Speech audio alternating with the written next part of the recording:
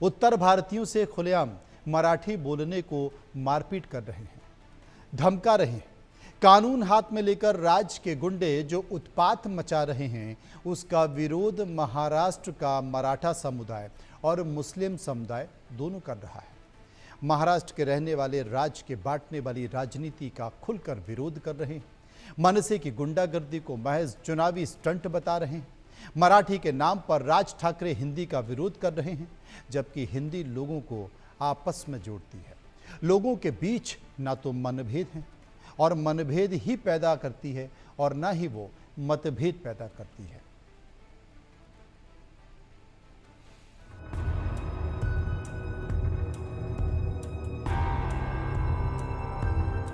महाराष्ट्र में मनसे की मनमानी, मराठी हिंदी पर खींचातानी, हिंदुओं पर मनसे की गुंडई, मुस्लिमों पर नहीं चलती हेकड़ी। मुस्लिमों की आवाज, नहीं चलेगा गुंडा राज। अब की बार गुंडा राज पर आर पार। हिंदी नहीं सिखाती आपस में बैर करना। हिंदी हिंदुस्तान की मातृभाषा है और मातृभाषा नफरत नहीं प्यार सिखाती है। मातृभाषा लोगों को आपस में जोड़ती है, तोड़ती नहीं। मातृभाषा एक सूत्र में, एक धागे में पिरोती है। लेकिन यही प्रेम, यही अपनत्व और यही अनेक को एक करने की मातृभाषा की खूबियों का निजी स्वार्थ, राजनीतिक महत्वाकांक्षा के लिए महाराष्ट्र में ठाकरे और उनकी पार्टी विरोध कर रही है। राज ठाकरे की पार्टी मनसे के गुंडों के निशाने पर वो उत्तर भारतीय हैं जिन्हें अपनी मातृभाषा से प्यार है, जो अपनी मातृभाषा यानी हिंदी में बात कर सामने वाले को अपनत्व और सौहार्द के बंधन में बांधते हैं। और यही बात राज ठाकरे और उनकी पार्टी को अखरती है। उन्हें लगता है कि हिंदी भाषा, हिंदी भाषी उनकी राजनीतिक महत्वाकांक्षा के रास्ते में बड़ा अवरोध है। हमेशा से समाज को बांटने, नफरत फैलाने की राजनीति करती आ रही मनसे समाज की एकता से घबरा रही है और इसलिए मराठी अस्मिता के नाम पर मनसे के गुंडे लगातार उत्तर भारतीयों और हिंदी भाषी लोगों पर गुंडागर्दी कर रहे हैं, उनसे मारपीट कर रहे हैं, जबरन मराठी बुलवाने पर अड़े हैं, हिंदी बोलने पर उत्पात मचा रहे हैं। फिर चाहे उत्तर भारतीय महिला हो, युवा ऑटो चालक हो, अधेड़ कोचिंग संस्थान चालक हो, बुजुर्ग हो, मनसे के उत्पाती और रंगबाज कार्यकर्ता किसी को नहीं छोड़ रहे। कभी गुजराती में लगे होटलों और रेस्टोरेंट के साइन बोर्ड को उजाड़ कर मराठी में लिखने का फरमान सुना रहे हैं, तो कभी किसी दूसरे विवाद में भी जानबूझकर मराठी गैर मराठी का मुद्दा उठाकर सरेआम बेइज्जत कर रहे हैं। राज ठाकरे ने जो समाज को बांटने के नाम पर जहर घोला, उसने कॉलेज में पढ़ रहे छात्रों के मन में भी बंटवारे का बीज बो दिया है। छात्र भी मराठी हिंदी के नाम पर मारपीट और गुंडागर्दी पर उतर आए हैं। राज ठाकरे के समर्थक छात्र उनका नाम लेकर अपने साथी छात्रों को धमका रहे हैं। ठाकरे परिवार की मराठी के नाम पर की जा रही गुंडागर्दी का विरोध खुद महाराष्ट्र का मराठी समुदाय कर रहा है। महाराष्ट्र में मुस्लिम समुदाय की भी बड़ी आबादी है, जिन्हें मनसे की गुंडागर्दी से सख्त ऐतराज है। राज ठाकरे साहब को चाहिए था कि ये जो मराठी भाषा की बात के अलावा और कोई दो चीजों पर ध्यान देते, असल मुद्दों पर ध्यान देते, क्योंकि अभी फिलहाल वो फील्ड में भी नहीं है। अब वो आना चाह रहे तो कम से कम वो ऐसे मुद्दों पर आए ताकि जिसमें आवाम का फायदा भी हो, उनकी सहूलतें हो जाए। कि अगर उनके अंदर, उनके कार्यकर्ताओं के अंदर ताकत है, हिम्मत है, तो वो मुस्लिम इलाकों में आकर के देखें और अपना जलवा दिखाएं, तब उनको उनकी औकात मालूम पड़ेगी। तो ऐसा हो गया ना कि वो एक शेर था ना, हम तो डूबे सनम तुम्हें भी डूबेंगे। वो हाल अभी इस तरह हो गया उद्धव साहब का। अगर ये जिस तरह ये राज ठाकरे के साथ में मिल गए हैं तो वो हाल होने वाला है। क्या जितने जो हमारे एरिया में जो है काफी लोग हैं जो बाहर के आते हैं और यहाँ पे कई सालों से बसे हुए, अब उनको साथ उनके भी वोटर है वो, तो अब वो थोड़ी उनको वोट देंगे जिस बार। अब ये बार तो सोचे कि भाई तो हमको मार मार के भगाने जा रहे थे, हम तुमको वोट देंगे। भाषा, बोली, खान पान ये निजी मामला है, व्यक्तिगत मामला है और इन बातों को मुद्दा बनाकर गंदी राजनीति तो बिल्कुल नहीं होनी चाहिए। फिर चाहे वो ठाकरे परिवार हो, उनकी पार्टी हो। महाराष्ट्र में भी कानून व्यवस्था है। महाराष्ट्र की सरकार भी संविधान के तहत चलती है और संविधान किसी भी भाषा, बोली, खान पान पर कोई अंकुश नहीं लगाता। महाराष्ट्र की जनता भी राज ठाकरे के बंटवारे की राजनीति को सिर से नकार रही है। ठाकरे या उनकी पार्टी मनसे की गुंडागर्दी किसी भी कीमत पर स्वीकार नहीं है। Bureau report, India news.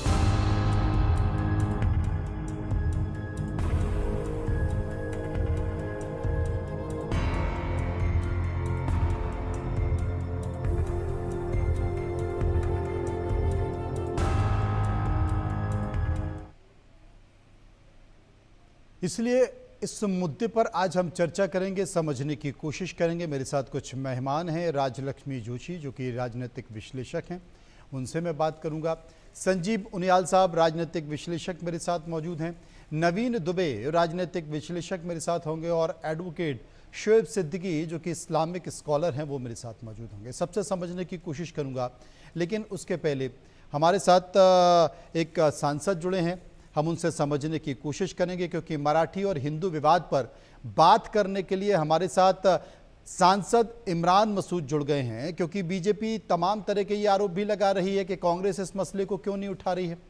तो इमरान साहब, आपका स्वागत है इंडिया न्यूज़ पर। पहला सवाल मेरा यही है कि महाराष्ट्र में हिंदी भाषा को लेकर जो विवाद चल रहा है, इस विवाद पर आप क्या कहेंगे? क्योंकि बीजेपी ये कहती है और तमाम दूसरी पार्टियां भी कह रही हैं कि कांग्रेस की चुप्पी साधे है। इस देश को विवाद के अंदर घिरा कर ही लोगों से मेन मुद्दों से ध्यान अटकाया जाता है।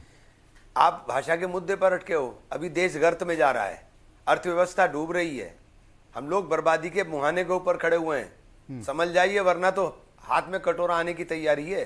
समझ जाइए, इन नफरतों से निकल करके अपने बारे में सोचिए कि देश बचेगा। लेकिन समझने को कोई तैयार नहीं है, क्योंकि उद्धव ठाकरे और राज ठाकरे एक साथ आ गए हैं और मनसे कार्यकर्ता हिंदी भाषी लोगों को टारगेट कर रहे हैं, उत्तर भाषियों को पीट रहे। मैंने एक बात कही, चाहे किसी के लिए, मैंने कहा अब ये समय इन बातों का नहीं है, नफरतों का। देश को संभालने का समय है। सोचिए कि देश जा कहां रहा है। सोचिए कि प्रदेश जा कहां रहा है, देश जा कहां है। राजलक्ष्मी जोशी हमारे साथ मौजूद हैं। राजलक्ष्मी जी, कांग्रेस कह रही है कि आर्थिक स्थिति खराब है, माहौल बिगड़ा हुआ है, तमाम सारी चीजों के बीच देश में बहुत सारी चुनौतियां हैं, बावजूद इसके भाषा विवाद पर अटके हुए हैं। नमस्ते मनोज जी। जी नमस्ते। जबकि आर्थिक स्थिति के विषय में मैं थोड़ा सा असहमत हूँ इस विषय पर, क्योंकि वैसे देखा जाए तो फिर अर्थव्यवस्था के विषय में जो वर्ल्ड बैंक वगैरह जो कह रही है वो अलग बात है। लेकिन ये इस मुद्दे पर अगर हम बात करते हैं, भाषा तो लोगों को जोड़ने वाली विषय होनी चाहिए, न कि तोड़ने वाली। जैसे मैंने 2 दिन पहले भी आपसे कहा था कि ये इस बात से मैं सहमत हूँ कि जो जहाँ जिस राज्य में रह रहा है वहां की भाषा आनी उसको अनिवार्य है, सीखना तो चाहिए। लेकिन गुंडागर्दी और ये जो मारपीट होती है ये बिल्कुल भी बर्दाश्त नहीं होनी चाहिए। तो ये इसके ऊपर जो है एक्शन सरकार ले रही है, जहां जहां पर जैसे FIRs लगे हैं, केसेस लगे हैं, वहां पर ले रही है। लेकिन कुछ लोगों ने कुछ अगर केसेस नहीं लगाए होंगे तो लोगों को सामने आना पड़ेगा, बताना पड़ेगा कि हमारे साथ ऐसा ऐसा हो रहा है। तो ये जो है ये राजनीतिक मुद्दा बनाए हुए हैं ये राजनीतिक पार्टियां। और जैसे आपने सही प्रश्न पूछा कि कांग्रेस और ये कुछ अन्य राजनीतिक दल इसमें इस विषय में चुप्पी साधे हुए हैं, वो कुछ कह नहीं रहे हैं, वो कुछ बता नहीं रहे हैं, क्योंकि उनको पता है कि इस तरफ अगर हम ये बात करते तो जो हिंदी भाषी हैं उनको वो नाराज हो जाएंगे, उस तरफ बात करते तो जो मराठी लोग हैं वो नाराज हो जाएंगे, तो कहते हैं कि हम चुप रहेंगे। तो ये देखिए इसके लिए इसमें होना क्या चाहिए? अगर आपको अभिमान है मराठी अस्मिता के लिए, मराठी भाषा के लिए, तो फिर जैसे अभी आज देवेंद्र फडणवीस जी बता रहे हैं, जैसे उन्होंने JNU में वगैरह और अन्य महाविद्यालयों में जो वो मराठी भाषा को, मराठी संस्कृति को, उसको जो बढ़ावा दे रहे हैं, वैसा कुछ होना चाहिए। ये नहीं आप लोगों को आप उत्साहित करिए, उनको प्रेरणा दीजिए कि आप मराठी भाषा सीखें। उन पर अगर आप इस तरीके से ला देंगे तो फिर कोई सीखेगा नहीं। इस बात को लेकर तो जितने भी लोग राज्य हैं, में राजलक्ष्मी जी, जितने भी लोग हैं वो खुद इस बात का जिक्र कर रहे हैं कि अगर हम अगर महाराष्ट्र में आ गए हैं, महाराष्ट्र में व्यापार कर रहे हैं, महाराष्ट्र में जॉब कर रहे हैं, तो स्वाभाविक तौर पर हम मराठी सीखते ही हैं, क्योंकि हमारा पाला तो ज़्यादातर मराठी लोगों से ही पड़ता है। तो आपको आजीविका चलाने के लिए, वहाँ पर अपने आप को बनाए रखने के लिए आपको मराठी सीखनी ही पड़ेगी, ये सबसे बड़ा सवाल है। और इसके साथ साथ जो खास बात है, वो खास बात ये है कि हिंदी का विरोध हो रहा है। अब हिंदी के साथ साथ गुजराती का भी विरोध शुरू हो गया।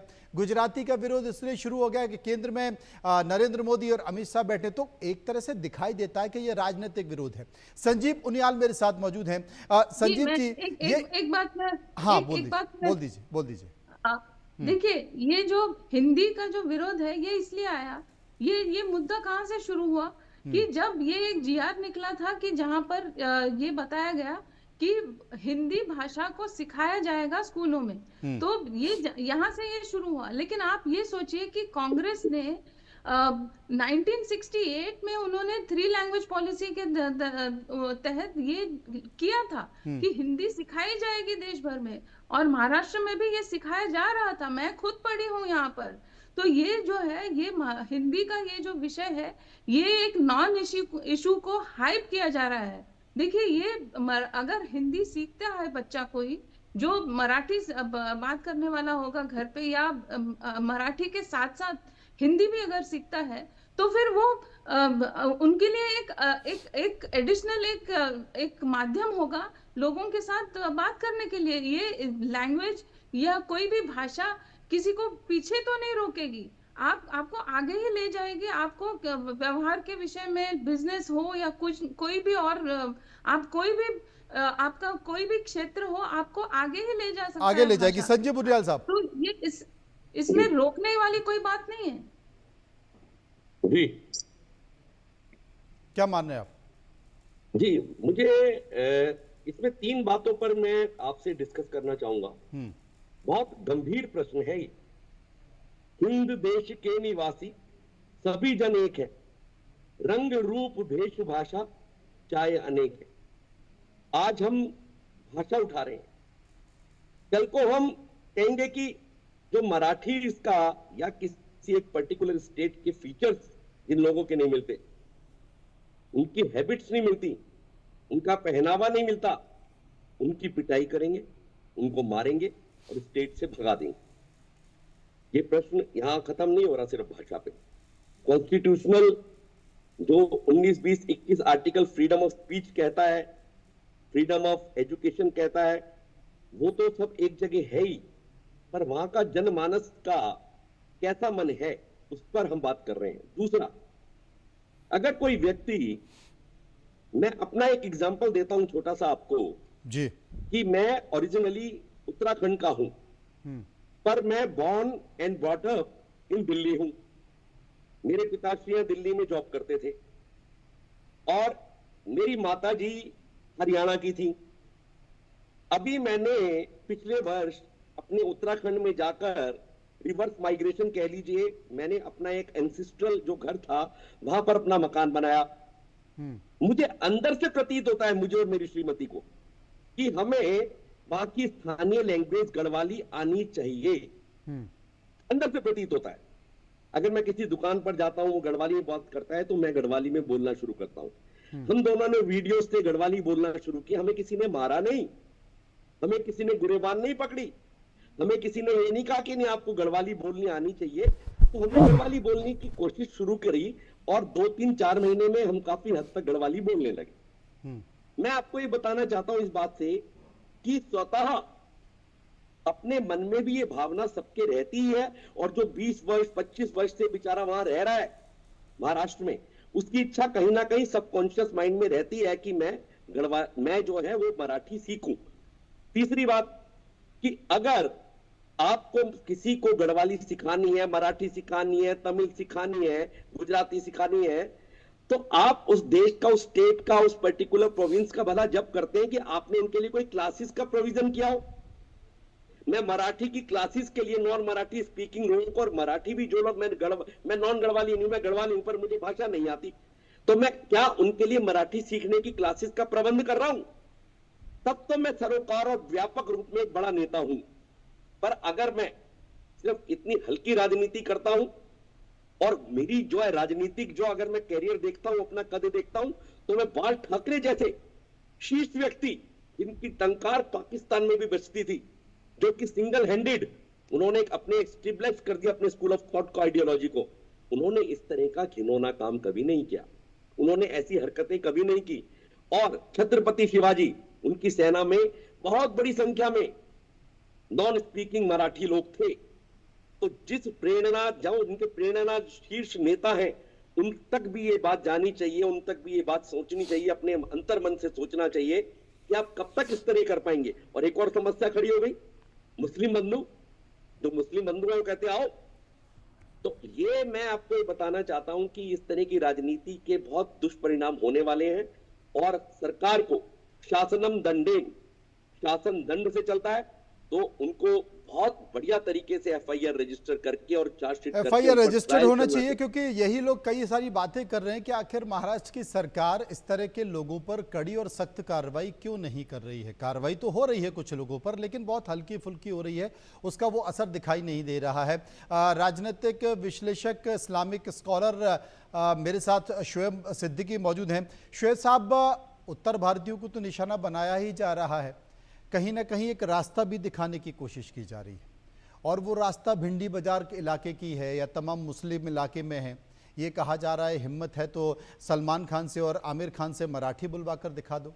ये कहा जा रहा है कि अगर हिम्मत है तो मस्जिदों में जाओ, मुस्लिम इलाकों में जाओ, वहाँ मराठी बुलवा कर दिखाओ अगर हिम्मत है। ये जो वैमनस्यता है, ये जो क्रिएट करने की कोशिश है और उस पर सरकार की चुप्पी है, ये क्या कहती है? देखिए मनोज भाई, ऐसा है कि इस वक्त जो महाराष्ट्र में मनसे सरकार है उसने संविधान को चकनाचूर कर दिया है और मुझे हैरत हो रही है वहां की गवर्नमेंट पर, जो अब तक कड़े फैसले नहीं ले पा रही है। आप बताइए सर, इस तरह की जो हरकतें की जा रही हैं उसका असर अब हिंदुस्तान में नहीं बल्कि बाहर भी जा रहा है। बाहर भी लोग इस बात को कह रहे हैं कि गलत कर रहे हैं। आप बताइए, बाल ठाकरे जैसी शख्सियत थी, उन्होंने कभी मराठी नहीं बोली, बंद कमरे में मराठी बोली होगी, मराठियों में बैठे हो तब मराठी बोली होगी, लेकिन मंजर आम पर आकर जब आम पब्लिक को संबोधित करते तो हिंदी बोलते थे। आप देखिए, मनसे है या उद्धव ठाकरे हैं, जबकि उद्धव ठाकरे भी हुकूमत में भी थे, मुख्यमंत्री भी थे, ये सफे हस्ती से बिल्कुल मिट गए हैं। अब चूंकि वहां पे इलेक्शन भी करीब है तो वो दिखाना चाह रहे हैं महाराष्ट्र के लोगों को, वहां पे जो लोग रहने वाले वहां के पुश्तैनी लोग हैं, कि देखिए मैं आपके साथ हूँ। तो वहां की जनता बेवकूफ नहीं है, वो जान रही कि आप होश में अब आ रहे हैं, जानी ये सस्ती शोहरत पाने के लिए आपने हथकंडा अपनाया है। आप बताइए, यूपी में क्या बिहारी नहीं चलती है, या बिहार में यूपी की भाषा नहीं चलती है, गुजरात में क्या हिंदी नहीं चलती है? कभी इस तरह की बात नहीं हुई। और सर मनु भाई हमेशा रहा, मनोज भाई, कि जब कोई लाइन छोटी कोई खींच दे, आप उसको मिटाने की कोशिश मत करिए, आप बड़ी लाइन खींच दिए। आप हिंदी को एक्शन में न लिए। हिंदी कुछ लोग कहते हैं राष्ट्रभाषा है, कुछ लोग कहते हैं मातृभाषा है, कुछ लोग कहते हैं राजभाषा है, लेकिन ये पूरे इंडिया में चलती है। अगर आप पाकिस्तान, बांग्लादेश भी जाएं तो वहां भी आपको हिंदी मिलेगी, क्योंकि वो पहले मुल्क हमारी था। तो आप देखिए, इस तरह की छोटी हरकतें करने की बात कर रहे हैं। आप वहां पे जो लोग पुराने लोग रह रहे हैं तो मराठी आती है। हमारे वहां भी मनोज भाई देखिए, सऊदी अरब में जो लोग जाते हैं, अगर वक्ती उम्रा करने या हज करने गए तो कोई बात नहीं है, लेकिन अगर मुस्तकिल काम करने जाते हैं तो वो धीरे धीरे भी सीख जाते हैं। वहां के बादशाह या वहां की हुकूमत एक्शन तो लेती नहीं कि आप अरबी सीखे। तो आप इस तरह की मोहब्बत की पहल करते कि वहां पर लोग मराठी सीखे, और पुराने लोग जो वहां पर उत्तर भारत के लोग गए हुए हैं वहां पे जाहिर सी बात को मराठी आती है, मतलब पर की। लेकिन अब आप बताइए, पिछले हफ्ते भी डिबेट मैंने आपके चैनल दी थी, किसी औरत को मारा उन्होंने कि मराठी बोलो, दुकान पर सामान ले रहा मराठी बोलो। तो इस तरह की मैं समझता हूँ सस्ती शोहरत पाने के लिए इस तरह जो बात कर रहे हैं, मैं समझता हूँ जिस एंगल पे वो चाह रहे हैं कि वहां पे 50,000 करोड़ 60,000 करोड़ का जो मामला है वो उनके हुकूमत में आ जाए और 100-200 सीट जीत ले, मैं समझता हूँ ऐसा नहीं हो पाएगा। अब आप देखिए सर, 2-4 दिन जो खबरें निकल के मनोज भाई आ रही हैं, वहां के मराठी भी इस बात से नाराज हो गए हैं कि आप इस तरह की हरकतें कर रहे हैं। आप बताइए, क्या इसमें गुजराती नहीं चलती, मराठी नहीं चलती, बंगाली नहीं चलती, कहीं पर अगर ऐसी बात हो रही तो बताइए। और इसमें थोड़ी कलक से मनोज भाई ये भी रही होगी कि बाल ठाकरे साहब, स्वर्गीय बाल ठाकरे साहब के करीब जो थे वो राज ठाकरे हमेशा रहे, लेकिन जब मामला कुछ इख्तलाफ में पैदा हुआ तो उन्होंने अपने बड़े साहबजादे उनको बना दिया। तो हो सकता राज ठाकरे इस पर भी थोड़ा नाराजगी लिए हो। अब दोनों भाई को अपनी जमीन तराशने के लिए उन्होंने दोनों भाई एक हो गए। लेकिन आप देखिए, उदय भाई ने भी तो कोई बात नहीं की। मेरी उदय ठाकरे से गुजारिश रहेगी कि आप वहां के चीफ मिनिस्टर रह चुके हैं, कम से कम आप फ्रंट पर आकर निगेटिव पॉजिटिव कोई बात करिए। अभी आपने कांग्रेस की बात भी कही, मुझे अच्छा लगा, इमरान मसूद साहब ने सवाल किया, कांग्रेस को मंदिर आम पर आना चाहिए। लेकिन मनोज भाई, यहाँ पर ये भी अगर आप तारीख उठा के देखें तो कुर्सी के लिए लोगों ने गर्दनें काट दी। इसलिए बहुत सी पार्टी मंदिर आम पर नहीं आ रही, चाहे नेशनल पार्टी हो चाहे रीजनल पार्टी हो, उनके बड़े बड़े नेता इस मैटर पर सामने नहीं आ रहे, क्योंकि उनको खुद भी रोटियां फेंकनी है अनकरीब आगे। तो मैं समझता हूँ राज ठाकरे से मेरी गुजारिश रहेगी इस तरह की हरकतें ना करें। जो वहां गंगा जमनी वहां भी लेकिन चलती कर है, रहे हैं ना, हिंदुस्तान इस तरह की हरकतें हो रही हैं। और आपने नवीन दुबे वीडियो हमारे साथ बना दिया। मौजूद है। नवीन दुबे साहब, एक प्रस्ताव आता है, जी, जी। प्रस्ताव में हिंदी को लागू करने की बात होती है, उसका विरोध हो जाता है। विरोध इतना ज्यादा होता है कि सरकार को ही लगता है कि यार ये दांव उल्टा पड़ जाएगा, चलो उसको वापस ले लेते हैं। ऐसा ही हिंदी का विरोध हम दक्षिण भारत में भी हो रहा है, लेकिन वहां पर किसी को पीटने मारने की तस्वीरें नहीं आ रही। मुझे लगता है कि वो ज्यादा सभ्य लोग हैं यहां से। बिल्कुल मनोज भाई, 2-3 चीजें हैं। आज बहुत अच्छा पैनल है आपने जो बैठाला है जी। मैं तीनों अपने साथी पैनलिस्ट को सुन रहा था। इसके बाद आप एक चीज देखिए कि राजनीति की फसल काटने के लिए जिस तरीके की खेती में फसल बोई जा रही है, उसके अंदर अगर कुछ दिख रहा है तो वो केवल नफरत की फसल है। और उस फसल में सबसे बड़ी चीज आप देखिए कि जिस मराठी की पैरोकारी राज ठाकरे, उद्धव ठाकरे और वो लोग कर रहे हैं, इधर देवेंद्र फडणवीस चीफ मिनिस्टर हैं महाराष्ट्र के, वो जिस तरीके का रुख अख्तियार उनको करना चाहिए था, जिस तरीके की कार्रवाई उनको करनी चाहिए थी, क्या उन्होंने की? प्रश्न इस बात का है, नहीं की है। अगर आप पहली ही घटना के ऊपर जो भी आरोपी थे, वीडियो फुटेज सामने तो उठा के उनको बंद करते और एनएसए लगा देते, तो मैं समझता हूं किसी की हिम्मत नहीं पड़ती जो दोबारा इस तरीके की हरकत। दूसरा विषय भाषा। भाषा एक ऐसी चीज होती है भाई साहब, देश के अंदर वाले कल को उड़ीसा में जो लोग काम कर रहे हैं उनसे कह दिया जाए कि नहीं साहब आप उड़िया नहीं बोलेंगे तो भाग जाओ, हम पीटेंगे। तमिलनाडु में जाएंगे तो तमिल नहीं बोलेंगे, असम में जाएंगे तो असमिया नहीं बोलेंगे, और आंध्रा में जाएंगे तो इन सब तेलुगु बोलिए, तो ये चीज तो चलने वाली नहीं है। अब तीसरी चीज आती है, मैं तो एक सवाल राज ठाकरे से और उद्धव ठाकरे से कर रहा हूं। मुझे ये बता दें कि आदित्य ठाकरे की शिक्षा क्या किसी मराठी स्कूल में हुई है या कॉन्वेंट में हुई है?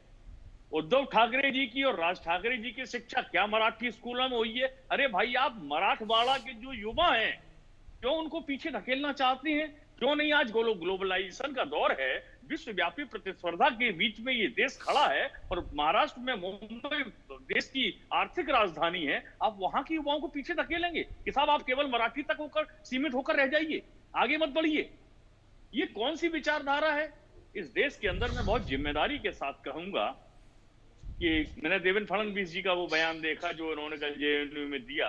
आप जेएनयू में कहने नहीं साहब, छत्रपति शिवाजी महाराज केवल महाराष्ट्र वालों के नहीं है, वो पूरे देश के महानायक थे और वो पूरे देश के महानायक जब तक ये धरती रहेगी तब तक रहेंगे। आप उनको सीमित करने जा रहे हैं, इस तरीके के बयान देते हैं, फिर आप ये चाहते हैं कि लोग आपस में लड़ते रहें और आपकी राजनीतिक दुकानें चलती रहें। मेरा तो पहला सवाल यही रहेगा कि आपने क्या कार्रवाई की। और रहा सवाल जो इमरान मसूद जी बोल रहे थे, इमरान मसूद जी ने इस विषय पर बिल्कुल नहीं बोला, क्योंकि उनको भी अपनी वोटों की फसल दिखाई दे रही है।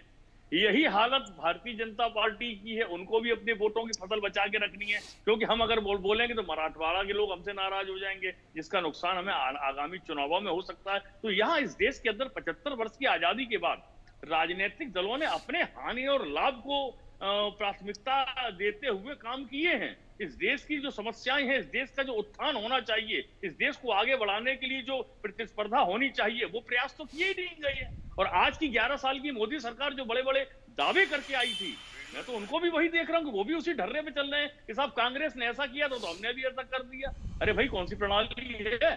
कांग्रेस ने अच्छा नहीं किया तभी तो आपको जनता ने चुना था। आप भी अगर उसी की दलीलें दे रहे थे, नेहरू के समय में ऐसा होता था, इंदिरा गांधी ने इमरजेंसी लगाई, तो आपने क्या किया है? आप तो अघोषित इमरजेंसी में और नफरतों के बाजार में लाके आपने देश को खड़ा करने का काम किया है।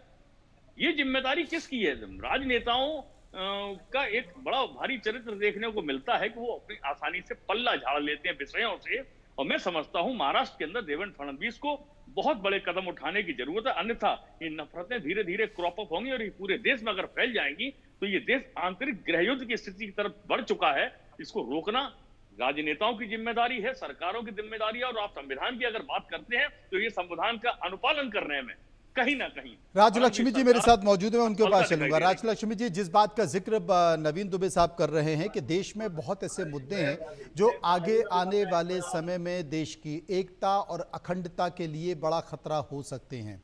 आप अगर पश्चिम बंगाल की बात देखें तो वहाँ एक अजीब सी स्थिति निर्मित हो रही है। अगर आप उत्तराखंड में भी देखें तो वहाँ भी कुछ इसी तरह की स्थिति निर्मित हो रही है। आप महाराष्ट्र में चले जाइए, दक्षिण भारत की स्थिति एक अलग स्थिति बन रही है और दक्षिण भारत में जो मुद्दे क्रिएट हो रहे हैं वो कहीं ना कहीं अपने आप को दिल्ली से कनेक्ट नहीं कर पा रहे हैं। शायद यहाँ के लोग उस तरह की चीज़ों को नहीं समझ पा रहे हैं। दक्षिण में एक अलग स्थिति चल रही है। आपको लगता है कि हिंदू मुस्लिम के मुद्दों में या ऑपरेशन सिंदूर या इस तरह के मुद्दों में जो बाकी के तमाम राज्यों के जो छोटे छोटे विषय हैं, छोटे छोटे मुद्दे हैं जिन पर ध्यान नहीं जा पा रहा, जिन पर गौर नहीं किया जा रहा, वो आने वाले समय में भारत की एकता और अखंडता के लिए मुश्किल हो सकते हैं, परेशानी खड़ी कर सकते हैं? जी मनोज जी, बहुत ही अच्छा प्रश्न पूछा है आपने। देखिए, ऐसा है कि इन लोगों को मुझे नहीं लगता कि ये भाषा उनके लिए कोई भी अभिमान वाला विषय है। ये देखिए, उनको ये जो वो दर्शा रहे हैं वो अभिमान नहीं, अहंकार दर्शा रहे हैं। ये आप जैसे आपने कहा कि पश्चिम बंगाल में हो, महाराष्ट्र में हो, तमिलनाडु में हो, कर्नाटका में हो। तमिलनाडु में आपने देखा है कि अभी वर्षों से ये कुछ पॉलिटिकल पार्टीज जैसे डीएमके, उन्होंने पूरी तरीके से ये anti Hindu, anti Hindi, anti ब्राह्मण, ये जो इनका अस्तित्व यही एक उनके लिए एक बहुत मतलब ये उनका फाउंडेशन है। ये इसी को लेकर वो लोगों के इमोशंस को भड़काते रहते हैं कि कहेंगे कि हमें हमारे राज्य में हिंदी भाषा की क्या जरूरत है। और जबकि उनको जैसे अभी जैसे मेरे पूर्व पैनलिस्ट ने भी वही कहा कि जैसे ठाकरे भाइयों ने भी, मुझे नहीं लगता कि उन्होंने मराठी में सीखी होगी, या अगर सीखा भी होगा तो उनके बच्चे तो कतई नहीं सीखे होंगे, तो उन्होंने अंग्रेजी में सीखी है। अभी तमिलनाडु में भी लोगों को अंग्रेजी चलेगी, लेकिन उनको जो अपने ही देश का जो एक देश की जो एक भाषा है हिंदी, इससे उनको तकलीफ है।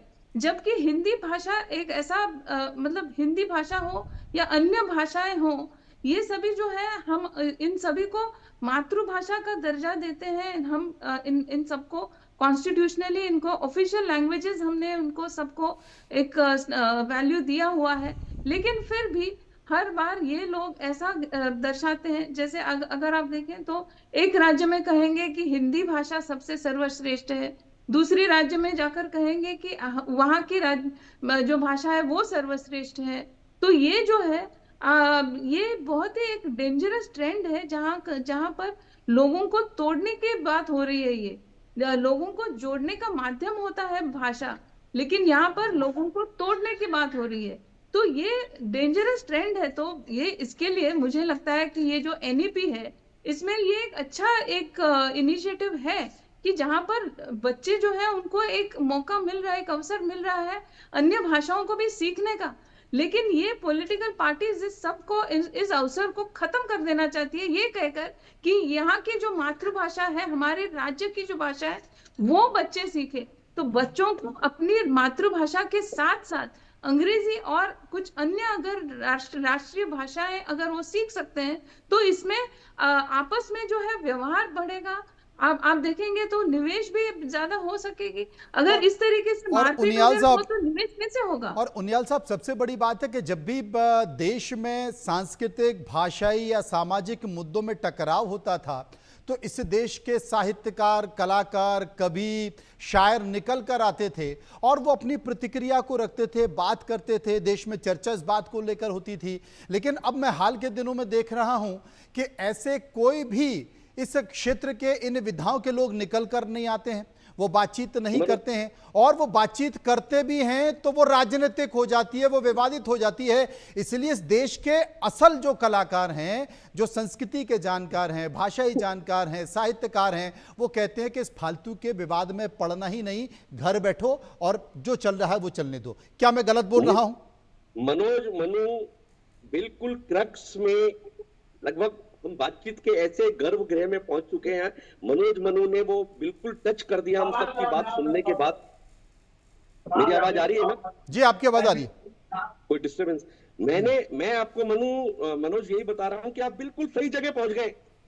राजनीतिक लोगों से जो वोटों की राजनीति करते हैं उनसे आप कुछ अपेक्षा नहीं कर सकते। आशा ही परमम दुखम, निराशा च परमम सुखम। आप इनसे निराशा की उम्मीद रखोगे तो थोड़ा सा भी कर देंगे तो आपको खुशी होगी। चाणक्य ने 5000 वर्ष पहले कह दिया था ये। मैं आपसे विनती, बिल्कुल ठीक कह रहे हैं आप, जो सांस्कृतिक भाषा को, सांस्कृतिक व्यक्ति है, इंटेलेक्चुअल है, लोक संगीत, लोक गाथाएं, लोक भाषा को जानता है, वो अगर आगे नहीं आएगा, संगीत प्रेमी नहीं होगा, वो अपनी बात को नहीं रखेगा काव्य के माध्यम से, तो आप एक पैनलिस्ट नेताओं पर बहुत निर्भर थे। हमें लोगों को, नेताओं को गाली देनी है, पर ये नेताओं को, वोटों की राजनीति करने वालों की अपनी लिमिटेशंस हैं। आपकी और हम चारों हम, मेरे को लगता है कि चारों ही हम किसी पॉलिटिकल पार्टी के नहीं है, इसलिए डिस्कशन मुझे लग रहा है एक अच्छी जगह जा रहा है। तो किसी पॉलिटिकल व्यक्ति से आप अपेक्षा बिल्कुल मत रखें। हाँ, जो 3 बातें हो सकती हैं, law and order, chief minister को और स्ट्रांग करना चाहिए, अनडाउटेडली करना चाहिए, और जो नेशनल एजुकेशन पॉलिसी मेरी बहन ने पहले हल्का सा टच किया 2020, वो वाकई सराहनीय है। उसको एक बार हम सब जब इस मीडिया इसमें से जाएंगे तो पढ़े, और लोगों ने पढ़ा भी होगा कि उसमें खास तौर से मदर टंग, मातृभाषा, मेरी मां ने जो पहला शब्द मुझसे कहा वो मेरी मातृभाषा है।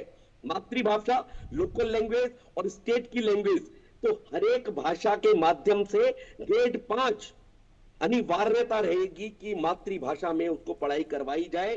न्यू एजुकेशन पॉलिसी जो इतने वर्षों से आजाद होने के बाद किसी ने इनिशिएटिव नहीं लिया, तो भूरी भूरी प्रशंसा करनी चाहिए। दूसरी बात कि 8वीं तक तो होनी ही चाहिए नेसेसरीली, पर 5वीं तक अनिवार्यता के साथ एनईपी 2020 में ये प्रोविजन है।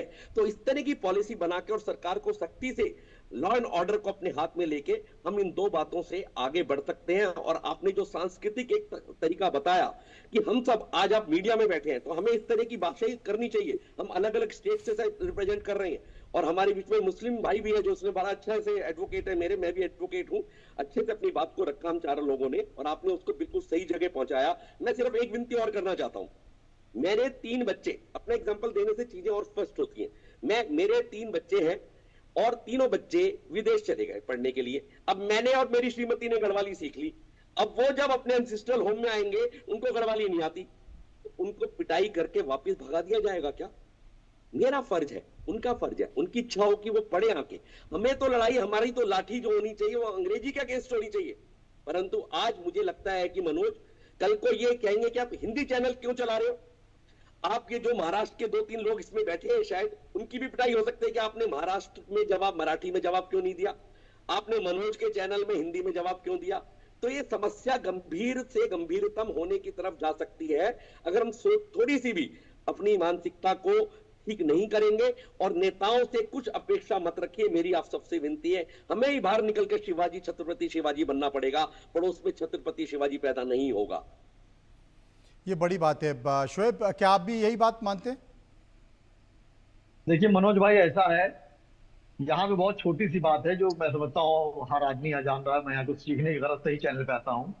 आप देखिए वहां पर सर, महाराष्ट्र में जो बीएमसी का चुनाव है वो बहुत करीब है, और वहां का जो उनका बजट होता है वो 60 या 50 हजार करोड़ के आसपास रहता है। सिर्फ उस पर उनकी नजर है, क्योंकि होता क्या है, पार्टी चलाने के लिए पैसों की बहुत सख्त जरूरत पड़ती है। तो मन से भी खैर करोड़ों का मामला होगा, लेकिन उनके जहन में यह है कि बीएमसी के चुनाव में, चूंकि क्षेत्रीय चुनाव होता है सर, आप जानते ही हैं, तो क्षेत्रीय चुनाव में जितना जहर हम खोल सके हिंदी और मराठी का, वो खोल दे, जिससे हमें मौके पे वोट मिल जाए और हम कुछ 50-60 सीटें नहीं आए, जिससे हम महामलाई खाने में मानदा रहे। देखिए सर, इसमें मामला यहाँ पर है कि मेरी गुजारिश रहेगी मुल्क के वजीर आजम नरेंद्र मोदी जी से, जो आज यहाँ पे आए हुए हैं बनारस में, बहुत बड़ी उनकी तस्वीर चल रही है, कि उनको महाराष्ट्र के मुख्यमंत्री से सख्त फैसले में बात करना पड़ेगी कि आप क्या कर रहे हैं। क्योंकि देखिए सर, वहां के मुख्यमंत्री को वो जो करना चाहिए वो नहीं कर रहे हैं, उस हिसाब से एक्शन नहीं ले रहे हैं। फौरन एक्शन लीजिए, उनको अंदर करिए। जहां पे आपने 2-3 लोग को अंदर किया, टाइट हो गए, सब भी बैक फुट पे आ जाएंगे। और वहां के जो मंत्री हैं, जाहिर है वो भी मराठी है, उनके स्टेटमेंट आना चाहिए। अभी भाई साहब ने बहुत अच्छी बात की कि इसमें देखिए पार्टी बेस से तो आप उम्मीद ना लगाई, बिल्कुल हकीकत है, पार्टी का कोई बड़ा आदमी आके इस मामले को नहीं रख पा रहा है। आप देखिए सर ये छोटा सा मामला है, लेकिन छोटे छोटे मामले आप देखिएगा सर ये बहुत बड़ा रूप ले लेंगे। आप बताइए इस तरह की हरकतें कर रहे हैं। बाल ठाकरे साहब का नाम वाकई पाकिस्तान से घबराता था कि बाल ठाकरे साहब, लेकिन उन्होंने कभी इस तरह की बातें नहीं करी। हमेशा जो उन्होंने बड़ी बड़ी महफिलों में जब स्टेटमेंट दिए तो वो हिंदी में दिए। आप बताइए बिहार में अगर मैं जाता हूँ वहां बंगाली बोली जा रही, बंगाल में मैं जा रहा हूँ वहां हिंदी बोली जा रही है, गुजरात में जा रहा हूँ वहां हिंदी बोली जा रही, गुजराती हम यूपी में आ रहा तो वो गुजराती बोल रहा, कहीं कोई ऐसी बात नहीं, हम लोग वेलकम कर रहे हैं। लेकिन यहाँ पे सिर्फ सर सिर्फ और सिर्फ गद्दी का सवाल है। वहां की बीएमसी चुनाव है, उसमें जो मुख्यमंत्री रहे उनके बड़े भाई ठाकरे साहब वो मंदिराम पर नहीं आ रहे हैं। ये भी एक सवाल निशान लगता है कि आखिर वो उनके बड़े भाई जो मंदिराम पर आके दोनों भाई एक हुए, उन्होंने बताया कि हम दोनों भाई हमेशा एक थे और रहेंगे, ये ऐसा कुछ नहीं है। सिर्फ सियासी जो जमीन की खिसक गई है उस जमीन को मंदिराम पे लाने के लिए, और जो यहाँ पे आपके चुनाव चल रहा है बीएमसी का, उसमें हजारों का जानते बजट होता है, मैं समझता हूँ एशिया सबसे बड़ा बजट वहीं का होता है, उसको हासिल करने के लिए पैगाम पहुंचा रहे हैं। अब आप बताइए, अभी सुनने में आ रहा है कि आप मदनपुरा में जाके आपने मारा लोगों को, भिल्टी बाजार में मारा जाके आपने, डोंगरी में मारा जाके आपने लोगों को, दुकानदारों को, ये पैगाम आप क्या देना चाह रहे हैं? अब चूंकि आपने सोचा कि मुसलमान खिलाफ होगा तो हम काम कर लेंगे, लेकिन पूरा हिंदुस्तान आपके खिलाफ हो गया, उसमें हिंदू मुस्लिम सब एक साथ हो गए, तो अब आप डोंगरी तरफ पड़ रहे हैं। तो अब आप इसको दूसरा रंग देना चाहें कि मुसलमान ऐसा बोले। अरे भाई वहां मुसलमान आते नहीं परसों से, और अगर वहां से उत्तरी भारतीय चला है तो आप समझिए वहां कारोबार फेल हो जाएगा। आप बताइए महाराज जो है, खासकर बंबई जो ऐसी जगह पर है सर, माया नगरी कहलाती है, मैं समझता हूँ हिंदुस्तान नहीं बाहर की कंपनियां वहां पे इन्वॉल्वमेंट करे हुए हैं, इस तरह का आप पैगाम पहुंचा रहे हैं और आप सिर्फ अपनी जमीन पाने के लिए आप कर रहे हैं। ये आप देखिएगा मनोज भाई, ये बहुत बड़ा रूप लेगी। और मेरी गुजारिश रहेगी आप सभी लोगों से कि इन लोग को चाहिए सब एक होकर मुख्यमंत्री जी से गुजारिश करें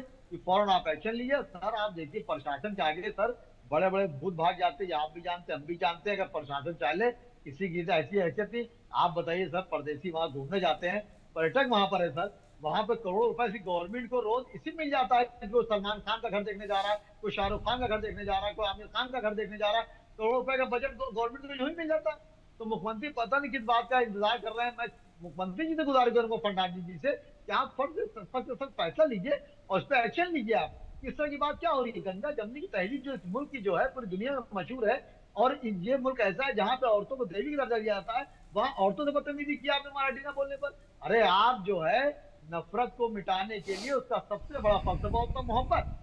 आपने अगर उन्होंने लाइन खींच दी हिंदी की वहां पर, तो आप मराठी पढ़ाइए, बड़ी लाइन खींच दी, आप उसको मिटाने में क्यों लग गए भाई? आप उनसे मोहब्बत करिए, वहां पे करीब हो जाएंगे। और जो लोग वहां मुस्तकिल वहां सब रह रहे हैं, मनोज भाई मैं दावे से कह रहा हूँ, चाहे मुसलमान हो, चाहे हिंदू हो, चाहे पारसी हो, चाहे ईसाई हो, जो लोग सर मुस्तकिल वहां 10-20 साल से रह रहे हैं, चाहे वो अफसर की रेंज में हो, चाहे मजदूर की रेंज में हो, सर सबको मराठी आती होगी, मतलब बल्कि मैं जानता हूँ सर। हम लोग कभी लोग सऊदी अरब जाते हैं सर, तो जब रहने लगते हैं सर, तो साल 2 साल में जब लौटते हैं वापसी, तो काफी वो अरबी बोलने लगते हैं, मतलब वर्गीय अरबी बोलने लगते हैं कि वहां पे अरबी काम है। तो आप उसको बजाय इसको नफरत से ना फैलाएं, मोहब्बत से फैलाएं। और बीएमसी चुनाव में अगर आपने जमीन को काम किया तो आपको आवाज देगी। अब आप वहां पे जो है आप मराठी आपके खिलाफ बोल रहे हैं, अब बताइए क्या कर लेंगे? तो मैं समझता हूँ 2-4 सीटें जो मिलने की बात की, उधर ठाकरे से भी मेरी गुजारिश रहेगी, आज चीफ मिनिस्टर भी वहां पर है, आप लोगों ने बहुत सपोर्ट किया, हिंदू मुस्लिम सबने सपोर्ट किया, आप कम से कम अपने छोटे भाई को इस बात को समझाइए। ये आज अपना स्टेटमेंट दिए, बाद में आप कहेंगे उनका पर्सनल स्टेटमेंट था। मनोज भाई हमेशा आप देखिए जो बड़े बड़े लीडर होते हैं वो पल्ला झाड़ लेते हैं किसी पार्टी का हो, और पसे पर्दा कहीं ना कहीं उनको शय मिलती है कोई हादसा करने, कोई बात करने या कोई टिप्पणी करने के लिए किसी पर, और बाद में पार्टी के बड़े लीडर अपना पल्ला झाड़ लेते हैं, कहते हैं वो उनका अपना बयान होगा, हमसे मतलब नहीं है। ऐसा नहीं है सर। होता क्या है सर, हमाम में सभी नंगे होते हैं। आपको अगर वहां पर ठाकरे की जो भी वहां पे लोग हैं अगर कह रहे हैं, तो मैं समझता हूँ उद्धव ठाकरे साहब को भी जवाब देने का पूरा राइट है, वो मायने से पॉइंट पे दें। कांग्रेस को भी चाहिए, सही बात है, कांग्रेस ने वहां बहुत हुकूमत करी, आज दोनों के बड़े बड़े लीडर महाराष्ट्र में गुजरे। आप देखिए जितने भी वहां पे एनसीपी के लीडर देख लिया, शरद पवार साहब भी अभी तक खामोश बैठे हुए, उनको बोलना चाहिए। तो पसे पर्दा आप देखिए सही सर, अभी मेरे यहाँ पे बैठे थे बड़े भाई मेरे गार्जियन हैं, कि उन्होंने बहुत अच्छी बात की कि सियासी लीडर इसमें सर मनोज भाई खुल के मंदिराम पर नहीं आएगा, हमको या आपको आना पड़ेगा, क्योंकि हिंदी जो है सर मैं समझता हूँ हिंदुस्तान नहीं पाकिस्तान और बांग्लादेश में भी चलती है, जिसको हम लोग कभी कभी कहते हैं उर्दू भी मिली हुई है, क्योंकि वो मेरे ही मुल्क का हिस्सा था। तो इसलिए मेरी उद्धव ठाकरे से गुजारिश रहेगी कि आप मंदिर आम पर आके मोहब्बत फैलाइए। आप अगले काम खराब बताइए कि उसने गलत किया था। भाई वहां पहले कांग्रेस सरकार थी, वहां मराठी लोगों ने बीजेपी को ले लिया कि भाई उन्होंने काम अच्छा नहीं किया, अब बीजेपी आ जाएगी। तो आप बीएमसी के चुनाव में आप ऐसा वहां पैगाम पहुंचाइए कि भाई देखिए नीचे स्तर पे काम नहीं होता है, फला काम नहीं होते, मुझको लाइएगा, मैं आपके बीच को मैं काम करूंगा। ये क्या कि आप मार पीट रहे हैं, प्रदेशों को मार रहे हैं, पीट रहे हैं। तो इस तरह की मैं समझता हूँ ना करें। और मुख्यमंत्री जी से मेरी गुजारिश रहेगी और मुल्क के वजीर आजम से गुजारिश रहेगी कि हिंदी को बचाने के लिए आप सख्त से सख्त कार्रवाई करें और इस तरह के जो मामले हो रहे हैं ना हो सर, क्योंकि ये मुल्क जो है तरक्की की राह में बढ़ने की कोशिश कर रहा है, उसको मिटाने के लिए आप देखिए सर, ये बात यूपी नहीं बिहार पूरे इंडिया में फैल चुका है। अब सुनने में सर आ रहा है कि गुजराती पे भी इन लोगों ने कुछ वार किया है, गुजराती वालों पर भी वार किया है। कितनी गलत बात है सर। तो मेरी गुजारिश आपके चैनल सर रहेगी मुल्क के वजीर आजम नरेंद्र मोदी जी से और महाराष्ट्र के मुख्यमंत्री फर्नांडिस जी से कि आप जो है अपनी ताकत का इस्तेमाल करिए और ऐसा गुंडागर्दी मत होने दीजिए, क्योंकि इससे होने से माहौल खराब होगा। आने वाले वक्तों में महाराष्ट्र को आप देखिएगा एक बहुत बड़ा नुकसान होने का अंदेशा लगता है हमें कि जिस तरह आप आम पब्लिक को मार रहे हैं, लोग घूमने जा रहे हैं, परिवार जा रहा है, बच्चे जा रहे हैं, कारोबारी जा रहे हैं, कारोबार वहां से लौट आएंगे, क्या होगा? आपका जो वहां पे गवर्नमेंट के जो टैक्स आ रहा है सर, आप बजट जीएसटी लगा है सर, मुंबई में अरबों रुपए डेली जो है सर खरीदारी होती है। अगर सब कारोबार बंद कर देंगे, अपने वतन को लौट जाएंगे यूपी, बिहार, बंगाल, गुजरात, तो आपका कारोबार ठप हो जाएगा। अरबों रुपए के जो आपको टर्नओवर मिल रहा है वो खत्म हो जाएगा। सही मैं समझता हूँ मुख्यमंत्री से मेरी गुजारिश रहेगी, नवीन दुबे साहब, फॉरन एक्शन आपकी प्रतिक्रिया। नहीं, मैं तो बड़ा सिंपल कहूंगा। देखिए मनोज जी, भाषा क्या होती है? भाषा सिंपली जो होती है कि दो भी व्यक्ति जब आपस में किसी भी तरीके से संवाद करें और वो एक दूसरे को समझ लें, वो भाषा है। हमने गूंगे और बहरों के लिए तमाम समाचार देखते हैं, आप लोगों के चैनलों पे चलते हैं, उसमें क्या होता है? उसमें तो भाषा भी नहीं होती है, इशारों से संवाद होता है और लोग समझ लेते हैं। तो आप मराठी बोलें, हिंदी बोलें, अंग्रेजी बोलें या कन्नड़ बोलें, तमिल बोलें, असमिया बोलें, कुछ भी बोलें, सामने वाले को अगर आप अपनी बात समझाने में सफल हो गए, वही भाषा है। और दूसरी चीज आती है कि जिस तरीके से राज ठाकरे की पार्टी महाराष्ट्र नवनिर्माण सेना अस्तित्व की पहचान से जूझ रही है, क्योंकि वो हाशिए पे जा चुकी है पार्टी, उनका कहीं कोई अस्तित्व अब महाराष्ट्र की राजनीति में रहा नहीं है। लिहाजा उनको किसी तरीके से अपने आप को रिस्टोर करके आगे लाना है कि भाई हम रिस्टोर हो जाए राजनीति में आके। और महाराष्ट्र में चूंकि बीएमसी के चुनाव की हम सभी ने चर्चा की, मैं एक चीज समझता हूं कि ये अर्बन एरियाज में बहुत बड़ा महत्वपूर्ण चुनाव होता है। और अर्बन एरिया जितने भी हैं, 90% आबादी आज की तारीख में जो निर्णायक है वो आउटसाइडर की है, वो स्थानीय मराठियों की नहीं है। तो आप इसमें अगर ये तड़का लगाना भी चाहेंगे कि साहब हम मराठी भाषा को लेकर इस चुनाव में जाएंगे, तो मुझे लगता है कि सेल्फ गोल जैसी स्थिति बन जाएगी उद्धव ठाकरे के लिए और राज ठाकरे के लिए। इनको समझना पड़ेगा। आप बड़े चुनाव में तो जा सकते हैं कि ठीक है रूरल एरिया में आप सपोर्ट ले लेंगे, लेकिन इसमें आपको मिलने वाला नहीं। एक बात मैं और कहूंगा, 11,24,000 मराठी बोलने मराठी लोग आंकड़ों में बताए जाते हैं, जिसमें 8 करोड़ 80 लाख के आसपास मराठी बोलते हैं। बाकी मराठी जो वहां से ओरिजिनेट हैं वो भी तो मराठी नहीं जानते, वो भी तो नहीं बोलते हैं। उनको कौन सी पाठशाला में सिखाएंगे जाके उद्धव ठाकरे और राज ठाकरे? वो जरा महाराष्ट्र के लोग स्पष्ट करें। और दूसरी चीज एक मैं जरूर कहूंगा, देखिए हम लोग खूब कह देंगे राजनेता कुछ नहीं करेंगे, तो भाई करेगा कौन? हमारे देश की जो प्रणाली है, जो हमारे यहाँ की चुनाव प्रणाली है, उसके अनुसार जो हमारा जनप्रतिनिधि होता है, जो हमारी सरकार होती है, काम तो उसी को करना है, जिम्मेदारी बिल्कुल तो आपने सही कहा। और सरकार अगर है तो उसे गतिरोध तोड़ना चाहिए, ऐसे लोगों को चिन्हित करना चाहिए। एक सर्वदलीय बैठक इस मुद्दे पर बुलानी चाहिए। उस सर्वदलीय बैठक में सभी राजनीतिक पार्टियों के सुझाव लेते हुए कि भाई महाराष्ट्र की बदनामी हो रही है, हर कोई मराठी का सम्मान करता है, तो कम से कम हिंदी भाषियों की रक्षा की जाए। सरकार को ये जिम्मेदारी खुद लेनी चाहिए। लेकिन ले क्यों? क्योंकि एक ऐसा मुद्दा है, विपक्ष ने भी, ठाकरे ब्रदर्स ने भी दुखती हुई रग पर हाथ रख दिया है। अब सरकार इसमें हाथ डाले तो कैसे डाले, कहीं कोई से राजनीतिक नुकसान ना हो जाए। इसीलिए शायद सरकार जैसा है वैसा छोड़ रही है। बहुत बहुत शुक्रिया करेंगे सभी लोगों का जो मेरे साथ इस चर्चा में शामिल रहे। वहीं महाराष्ट्र में भाषा विवाद के नाम पर राज ठाकरे और उनकी पार्टी मनमानी कर रही है। उसका महाराष्ट्र के अलग अलग हिस्सों में रहने वाला मुस्लिम समुदाय आपत्ति जता रहा है। मालेगांव पावरलूम उद्योग के लिए जाना जाता है। यहाँ बिहार, यूपी और स्थानीय लोग भी कारोबार में जुड़े हैं। मुस्लिम बहुल इलाका होने से यहाँ मुस्लिमों का अच्छी खासी तादाद भी है। हमारे सहयोगी शाहिद अंसारी मालेगांव के लोगों के पास पहुंचे और मराठी हिंदी विवाद पर बातचीत की। सुनिए। महाराष्ट्र नवनिर्माण सेना के गुंडों के जरिए महाराष्ट्र के अलग अलग हिस्सों में गैर मराठी भाषियों को जो है मराठी बोलने के नाम पर या उन्हें मराठी नहीं आती, इस बात को लेकर जो है कई जगहों पर ऐसी वारदातें देखने को मिली है जब एक कमजोर तबके को जो है निशाना बनाने की कोशिश की गई है।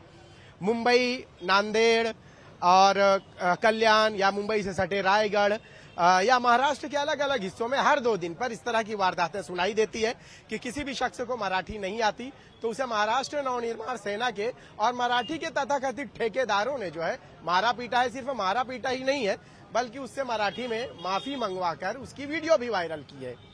इस वक्त हम पावरलूम के शहर मालेगांव में मौजूद हैं और मालेगांव के लोग इस पर क्या कहते हैं ये इनसे जानने की कोशिश करेंगे। मराठी के नाम पर जिस तरह से जो निशाना बनाया जा रहा है गैर मराठी भाषियों को महाराष्ट्र नवनिर्माण सेना के गुंडों के जरिए, आपको क्या सही लगता है? ये बिल्कुल सरासर गलत है। महाराष्ट्र के अंदर ये नई सियासत ला रहे हैं। ये सिर्फ इलेक्शन तक के रहेंगे, इलेक्शन बाद ये चले जाएंगे। और महाराष्ट्र के अंदर अगर इनको इतनी मराठी की सहायता देना थी तो इन्होंने कितनी कॉलेज और कितनी स्कूलें चालू करवाई। इनके राजकारण में सिर्फ ये हिंदू मुस्लिम करके मराठी का नया सहायता लेके आए हैं और नए सहायता लाने के बाद ये हिंदू मुस्लिम नहीं कर रहे, अब नई सियासत कर रहे मराठी की। तो मराठी अगर इनको इतनी प्यारी है तो हर शहर में मराठी के लिए सहायता दे, मराठी पढ़ने के लिए स्कूल कॉलेज चालू कराए। ये मजदूरों का शहर है, किसी को भी मार धोड़ करके ये नई सियासत करेंगे, इलेक्शन आने के बाद ये अपने घर चले जाएंगे। मतलब इलेक्शन के बाद ये सारे मुद्दे खत्म हो जाएंगे। ऐसा नहीं लगता है कि इन मराठी और ये भाषा की जोर जबरदस्ती की आड़ में हमारे जो बुनियादी मसाइल हैं वो कहीं ना कहीं दरकिनार हो जाते हैं? अरे तो खुली हुई बात है, उसमें क्या कोई शक शुबह की बात नहीं है। अपने तवज्जो हटाने के लिए सियासी पार्टियां अक्सर किया करती हैं। ये तो इनका तो जन्म ही तशद्दुद की बिना पर हुआ है। शिवसेना है या मनसे वगैरह जो हैं ये तशद्दुद फैलाने का काम ही करती हैं शुरू से अब तक। उनकी यही सियासत है, ये नहीं करेंगे तो उनकी सियासत खत्म हो जाएगी। अच्छा, आपको नीतीश राणे का वो बयान याद है जिसमें उन्होंने कहा है कि भिंडी बाजार, मोहम्मद अली रोड, यानी पर्टिकुलर उन्होंने टारगेट किया है मुस्लिम इलाकों को कि यहाँ पे अगर इनसे मराठी बुलवा के देखे, मतलब कि क्या इन इलाकों के लोग इतने खौफनाक हैं कि ये मराठी नहीं बोल पाएंगे? यहाँ मराठी कोई बोलते ही नहीं है। यार ये तो जोर जबरदस्ती है, उसके लिए क्या कहा जा सकता है। अब ये हमारे यहाँ तो उर्दू का ज्यादा बोल चलन है और मैं खुद नहीं मराठी जानता हूँ, न पढ़ पाता हूँ, न लिख पाता हूँ, न बोल पाता हूँ जी। तो अब मैं क्या करूँ फिर? लेकिन आम बोलचाल में उर्दू और हिंदी इस्तेमाल तो होती है, उससे तो कोई दिक्कत नहीं होती। बिल्कुल करते हैं बस, कभी कभी जरूरत हुई तो मराठी एक आध लफ्ज भी बोल देते हैं उसमें, लेकिन बाकायदा मराठी नहीं आती है। और हम लोग ये नहीं चाहते कि जबरदस्ती की जाए। जो लोग बोलना चाहते हैं बोलें और सीखना चाहें बहुत सीखे। मैं इस उम्र में क्या सीखूंगा? जो लोग हैं भी नौजवान लड़के हैं उनको सीखें, अच्छा है, कोई बुरी बात नहीं। यहाँ की रियासती जबान है मराठी, तो अव्वलियत देना चाहिए, लेकिन अब ये जोर जबरदस्ती नहीं हो। ऐसा नहीं लगता कि जोर जबरदस्ती भी जो है उस तबके के साथ की जाती है जो रोड वाला है, सड़क वाला है, ठेले वाला है, केले वाला है? एक बड़े तबके तक पूरी फिल्म इंडस्ट्री हिंदी पे चलती है, वहाँ तो कोई नहीं जाता। इसलिए यही है ना कि अब कमजोर लोग ही पहले मारे जाते हैं ना। ताकतवर के पास जाएंगे तो पहले खड़ा हो जाएगा मारने के लिए, तो कमजोर बेचारा क्या करेगा? तो ये जो आपने जो लोगों के नाम गिनाए, जिस तबके नाम गिनाए, बेचारा अपने रोजी रोटी में परेशान रहते हैं, वो क्या करेंगे मुकाबले? मराठी कहाँ से सीखेगा फिर?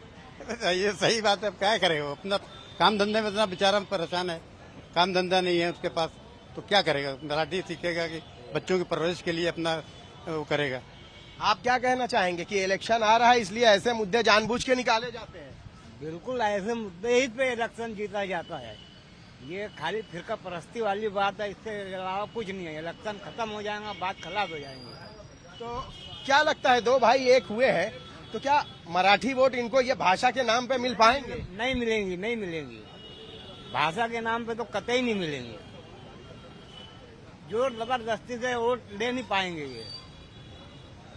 हमारे साथ और भी लोग मौजूद हैं, इनसे बातचीत करेंगे।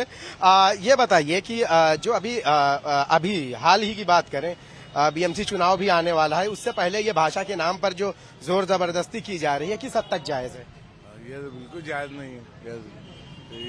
असल में जहाँ जबान की बात है तो वो ये मुल्क हिंदुस्तान है, यहाँ पर जो है हिंदी पूरे मुल्क के अंदर बोली जाती है और वही हिंदी जबान को सामने रखकर तमाम काम किए जाते हैं। अब ये इलाकाई जबान है, ये इसका फायदा उठा रहे, इस्तेमाल करना चाहते हैं वो लोग, तो ये सब सियासी फायदे उनके और वही उसको इस्तेमाल कर रहे हैं कि यार हमारा कोई सियासी फायदा हो जाए उसके अंदर। आपके शहर में इतने बुनियादी मसाइल हैं, उन मसाइल में ऐसे कौन से मसाइल हैं जिनके बारे में जो है आज के सियासी रहनुमा को या आज के सियासी लीडर को बात करना चाहिए? बात करते साहब इसके बारे में क्या बोलेंगे अपन, सिर्फ इतना ही बोलेंगे कि यहाँ सब राजकारण, जिसकी दाल पर रोटी खींची वाली बात है। यहाँ पे जो पैसा देगा वही इलेक्शन जीतता, वही सब काम करते हैं। कोई हिंदी बिंदी कुछ चलती होती है, सिर्फ मजदूरी भी परेशानी है। मजदूरी बढ़ा और सुकून तिरंद फिर शिक्षा उक्षा सब सीखेंगे। यहाँ तो काम धंधे ऐसे कि 200-400 रुपया रोज कमाते हैं, परेशान रहते हैं सब बाल बच्चों में। एक को 10-10, 8-8, 10-10 बच्चे पैदा करके रखे लो, उसमें परेशान रहते हैं हम। हिंदी मराठी उर्दू समझते ही नहीं कुछ, बस चल रही गाड़ी, चलन दो गाड़ी मालेगांव की। मालेगांव पावरलूम का हब रहा है, यहाँ पे बुनियादी मसाइल में क्या ऐसे मसाइल हैं जिनके बारे में लोगों को बात करनी चाहिए? ये तो बहुत ढेर मसाइल है, एक मसाइल नहीं है क्या समझे।